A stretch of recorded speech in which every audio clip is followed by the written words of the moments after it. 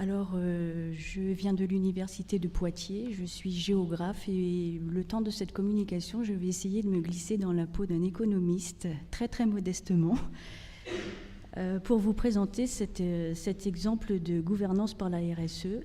Alors, par rapport à la communication précédente, je vais être plutôt à l'échelle micro, vraiment de l'étude de cas, au niveau de l'entreprise. Et je vais faire, pour commencer, quelques précisions sur le titre de ma communication.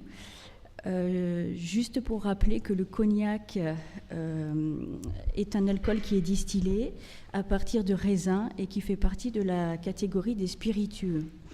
Ensuite, c'est une entreprise de négoce, c'est-à-dire qu'historiquement, les entreprises, ce type d'entreprise achètent des eaux de vie et les assemble.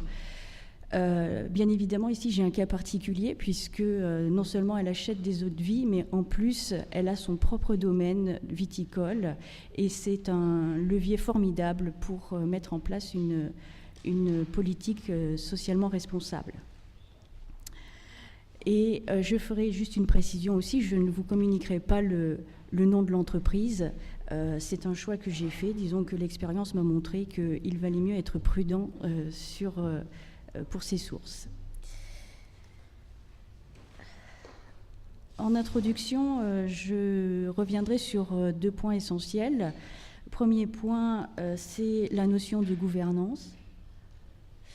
La notion de gouvernance qui est une notion pluridimensionnelle. On peut y voir une dimension économique, de coordination des activités pour gagner en efficacité. On peut lui donner aussi une dimension sociale de régulation des relations et enfin une dimension politique de la manière dont vont être régulées ces relations. Ici, la RSE est particulièrement intéressante parce qu'elle cumule les trois approches économiques, sociales et politiques. La RSE, c'est un management fonctionnel et relationnel. C'est aussi une certaine façon d'exercer le pouvoir, et vous allez le voir par la suite. Et dans l'idée de RSE, il y a aussi l'idée d'un produire autrement, qui est très cher à ceux qui la mettent en place. Juste quelques mots, et ce sera mon deuxième point de l'introduction, sur la notion de RSE telle qu'on l'entend. C'est une notion qui s'est redéveloppée ou qui est réapparue au tournant des années 2000 sous une forme qui est amoralisée, laïque et universelle. Elle a perdu, elle est d'origine anglo-saxonne, et elle a perdu elle s'est internationalisée, on peut dire comme ça, et en même temps elle a perdu son fondement qui était dans le monde anglo-saxon très fortement imprégné de la culture protestante. C'est aussi une RSE qui met en partenariat l'entreprise avec la société, alors que dans la RSE originelle, celle qu'on appelle la RSE dite moderne, qui s'est développée dans les années 50, on était plutôt dans une logique conflictuelle de la société avec l'entreprise. Et c'est aussi une RSE qui s'est mondialisée, avec notamment des outils tels que le GRI, le Global Compact et désormais, depuis 2010, la norme ISO 26000. Il y a un point commun entre la RSE des années 50 et celle d'aujourd'hui, c'est que dans les deux cas, il s'agit de légitimer, et ici de relégitimer, la grande entreprise mondialisée en contexte libéral. Qu'est-ce que ça donne dans l'entreprise que je me propose d'étudier ? D'abord, c'est une entreprise qui est très atypique. La RSE, c'est surtout quelque chose un concept de la grande entreprise. Or, moi, je vais travailler sur une ETI, qui est une ETI française, familiale, 1560 collaborateurs en 2012. Si je prends les concurrents directs, Diageo, qui sont également dans la production d'alcool. On est à 25 000 salariés. Si je prends le concurrent direct français, c'est Pernod Ricard, 18 000 salariés. Et si je me place dans un contexte beaucoup plus vaste sur le secteur du luxe, LVMH, on est au-delà de 100 000 salariés. Donc c'est une entreprise qui apparaît comme, entre guillemets, un nain par rapport à ses concurrents directs. C'est une entreprise qui produit des alcools distillés, elle produit beaucoup de cognac, elle produit aussi du rhum, elle produit du brandy, elle produit des eaux de vie à base de fruits, et elle est positionnée très clairement dans le domaine du luxe. Alors on pourrait se poser la question, et c'est ce qui va amener mon développement, de savoir pourquoi une entreprise telle que celle-ci peut développer une politique de RSE. Eh bien, il y a en fait 3 enjeux qui sont cachés derrière. D'abord, il y a la création d'un avantage compétitif à long terme. Deuxième enjeu, insuffler une démarche de progrès et d'innovation. Et troisième enjeu, renforcer l'autorité. Alors j'espère que vous avez supporté cette première caractéristique parce qu'il y en a un certain nombre derrière. Et je vais développer chacun de ces 3 points concrètement. Créer un avantage compétitif à long terme, eh bien tout simplement, la RSE, elle permet de renforcer le positionnement stratégique et de renforcer la cohérence de l'entreprise. Je m'appuierai sur une entrée conceptuelle pour préciser ce point, en faisant appel à la stratégie telle qu'elle a été envisagée par Porter, qui dit 2 choses. Il dit d'abord qu'il y a un positionnement sur un marché, et très clairement, l'entreprise que nous étudions est positionnée sur le marché des spiritueux et des alcools. Elle avait une branche, une activité champagne qu'elle a revendue en 2011, et elle a recentré toute son activité sur ces alcools et spiritueux. Le cognac représente 60% de ses ventes, et si je reprends un concurrent comme Pernod Ricard, le cognac est une toute petite partie dans la totalité de ses ventes. Et c'est aussi une entreprise qui est clairement positionnée dans le secteur du luxe, avec des produits qui sont des produits premium. Alors qu'est-ce que ça veut dire, un produit premium ? Vous allez tout de suite comprendre. L'entrée de gamme, c'est 1000 ou 2000 euros. Alors on ne parle pas de bouteilles, mais de carafes ou de flacons. Qui représentent à peu près 70 centilitres. Pour la gamme à l'export, c'est entre 6 000 et 8 000 euros le flacon ou la carafe. Et puis, dans le très très haut de gamme, vous êtes à 15 000, 18 000 ou 20 000 euros la carafe. Alors, pour ce prix-là, qu'est-ce que vous avez ? Eh bien, vous avez un cognac, vous avez d'abord un contenant qui est prestigieux, qui est travaillé en cristal, et puis à l'intérieur, vous avez un produit qui est le résultat de très très nombreux assemblages, plus de 1200 assemblages, et surtout vous avez, et ça c'est la spécificité de cette entreprise, c'est qu'elle propose des cognacs qui ont entre plus de 50 ans d'âge, jusqu'à 100 ans d'âge. Ça veut dire que clairement, lorsque vous avez ce type de produit, vous avez plusieurs maîtres de chez. Celui qui met en fût n'est pas celui qui récolte. Et donc, il y a toute une question de transmission des savoirs et des savoir-faire. Porter dit une deuxième chose, c'est que le positionnement sur un marché ne suffit pas, mais qu'il y a aussi toute la combinaison des activités les unes avec les autres.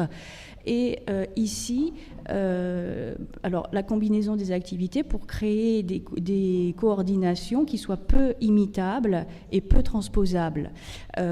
Donc ici, clairement, c'est la responsabilité sociale et environnementale. On a un petit glissement de sens dans cette entreprise où on a un petit peu revu la signification de RSE, qui est l'axe unique de la stratégie. Et je reprends Pernod Ricard en comparaison. La RSE est un axe d'une stratégie à 5 objectifs. Ici, c'est le seul axe de la stratégie. Donc tout est coordonné, tout est organisé par rapport à la RSE. Et l'objectif de cette entreprise, c'est de satisfaire les besoins d'une clientèle exigeante qui est très dispersée dans le monde, puisque la problématique du cognac, c'est que le marché est très faiblement local, et ce sont des entreprises qui, toutes, sont très tournées vers l'internationalisation et l'exportation, avec une idée maîtresse qui associe la RSE avec la production premium, c'est l'idée de l'excellence et l'idée de la perfection. Et tout ça, ça nous donne de la différenciation et de la cohérence, puisque toute l'image de l'entreprise est en accord avec la stratégie, avec la production et la façon dont on produit le cognac. Une deuxième entrée théorique par la théorie des organisations, du moins une toute petite partie de cette théorie, puisque la RSE va être considérée comme la règle du jeu qui permet de réduire l'incertitude et de construire l'action collective. Ce que disent von Neumann et Morgenstern, c'est que, je retiens juste une toute petite chose de la théorie des jeux, c'est que dans le cadre de la RSE, on obtient un jeu coopératif à somme positive. Qu'est-ce que ça veut dire ? Ça veut dire qu'on a un jeu gagnant-gagnant. Et je prends l'exemple des fournisseurs, c'est-à-dire que vous avez des fournisseurs qui sont motivés pour innover, pour changer leur façon de produire. Ils sont gagnants parce qu'ils sont dans une logique d'innovation, et puis ils sont accompagnés aussi par leurs donneurs d'ordre, et ils sont aussi gagnants parce qu'ils peuvent utiliser l'image de l'entreprise pour valoriser dans d'autres contrats avec d'autres entreprises. Parce qu'en fait, cette entreprise devient un faire-valoir. Et d'autre part, l'entreprise, elle est gagnante également parce que elle va pouvoir avoir une production dont elle connaît la qualité et dont elle détermine aussi la façon dont elle va être produite. En allant un petit peu plus loin, on peut s'en référer à l'analyse stratégique, Crozier et Friedberg, qui permet d'avoir cette idée de manipulation de la prévisibilité, puisqu'avec la RSE, on a un jeu transparent, on sait comment l'entreprise va se comporter. Et ici, la RSE est une règle qui est très évolutive, qui dépend de la façon dont le donneur d'ordre va apprécier la règle, la modifier, et de cette façon-là, il augmente sa marge de manœuvre tout en réduisant celle des partenaires qui doivent s'adapter à tous les changements de règles. Et donc, réduire l'incertitude, c'est de l'environnement organisationnel, c'est pouvoir contrôler la chaîne productive et déterminer le comportement des partenaires. Deuxième enjeu, deuxième point, s'inscrire dans une démarche de progrès et d'innovation. L'entreprise est entrée dans cette phase de RSE en 2003. Aujourd'hui, on est bientôt en 2013 et elle va bientôt avoir 10 ans de RSE derrière elle. Donc, on a quand même pas mal de recul sur cette entreprise et c'est ce qui aussi en fait son intérêt. Elle entre donc dans une période 2003-2005. Alors, j'ai repéré deux grandes phases. Avant la période actuelle qui peut être considérée comme une période de maturité.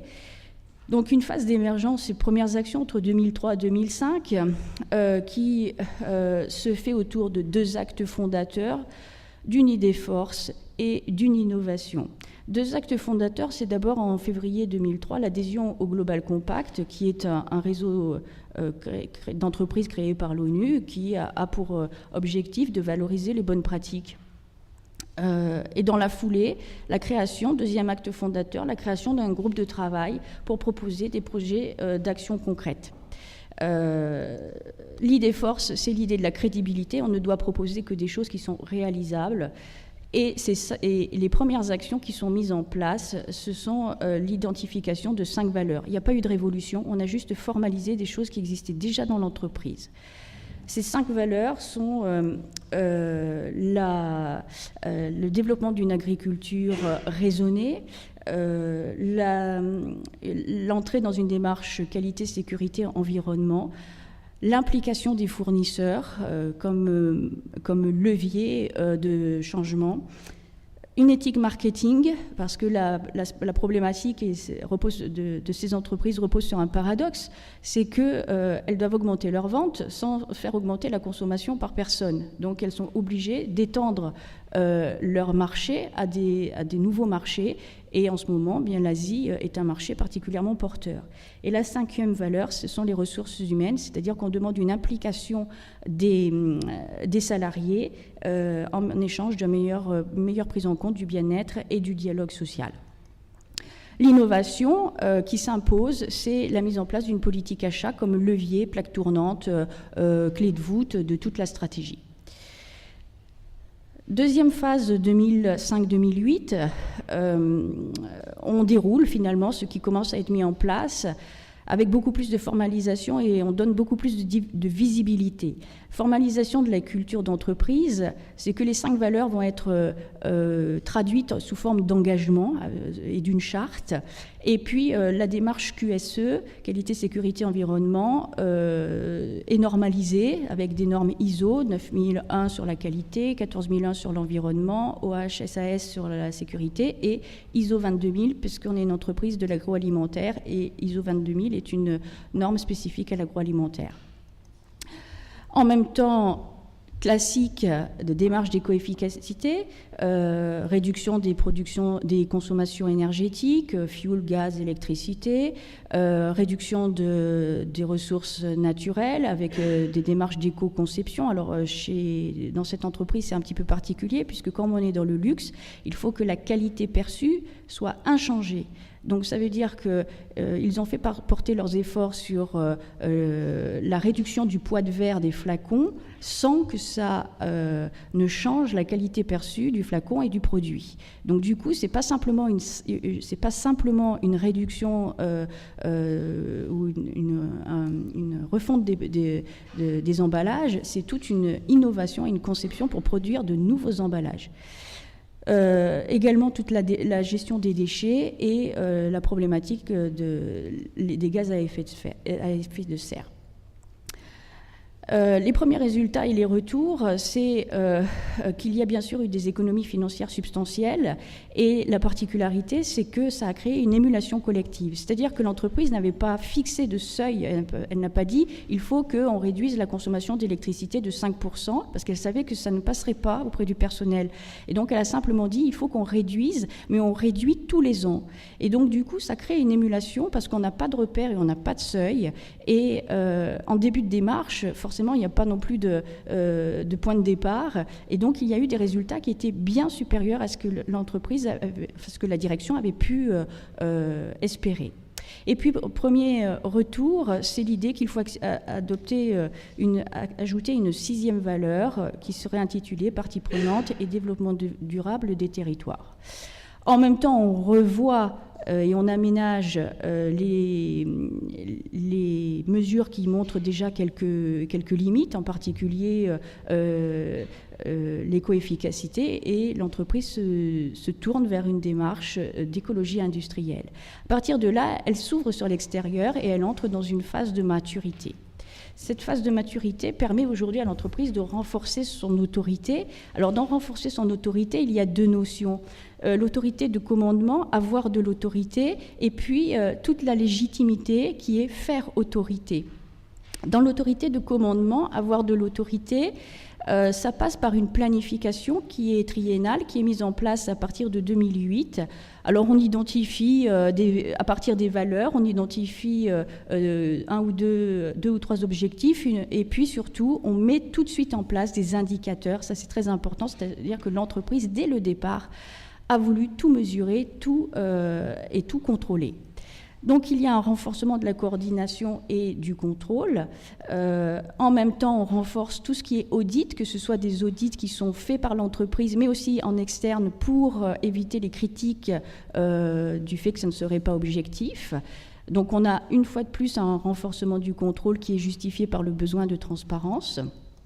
Et puis, petit à petit, on arrive à une logique d'évaluation permanente et de plus en plus poussée, puisqu'on met en place, on compare avec, on a toute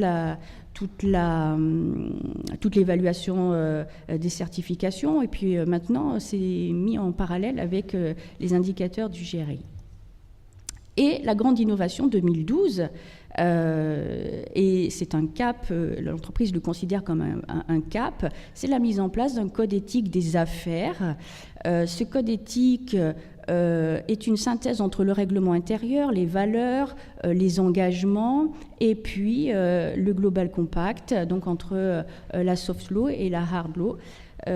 Donc en fait, elle se présente aussi, et là on arrive à une véritable notion de souveraineté, puisque ce code, il a valeur de loi, et il y aura tout un dispositif de contrôle, d'alerte et de sanction, et en fait, l'entreprise se pose véritablement comme un législateur. Elle permet donc de renforcer sa légitimité, c'est-à-dire qu'elle fait autorité. Son expérience lui permet de faire preuve d'expertise auprès des étudiants, d'être un ambassadeur des bonnes pratiques auprès d'autres entreprises ou de tout autre partenaire, et elle est entrée dans une phase de communication proactive pour défendre le développement durable et la RSE. Et donc, en fait, elle donne l'image d'une entreprise qui est honnête, responsable, ce qui lui permet de renouveler son droit à produire. Et en géographie, ça entre en résonance avec une autre notion qui est la notion d'acceptabilité sociale. Les notions qui sont derrière, c'est l'idée de rigueur, de professionnalisme, et on retrouve la notion de crédibilité. Je conclurai sur 3 points. C'est que la RSE, dans cette entreprise, la gouvernance par la RSE, a permis de mettre en place un modèle unique, mais attention, ne confondons pas avec l'idée d'un modèle parfait, c'est l'image qu'elle donne, mais c'est un modèle unique et elle n'est pas exempte de contradictions, elle a ses zones d'ombre. Ce qu'on peut remarquer en réponse à l'introduction, c'est qu'on a bien la mise en place d'une stabilité fonctionnelle et relationnelle, qu'on a un exercice du pouvoir qui est particulier puisqu'il est renforcé. Et dans cette idée du produire autrement, il y a bien évidemment la limitation des impacts, mais il y a aussi le respect des règles et puis toute une dimension d'évaluation permanente.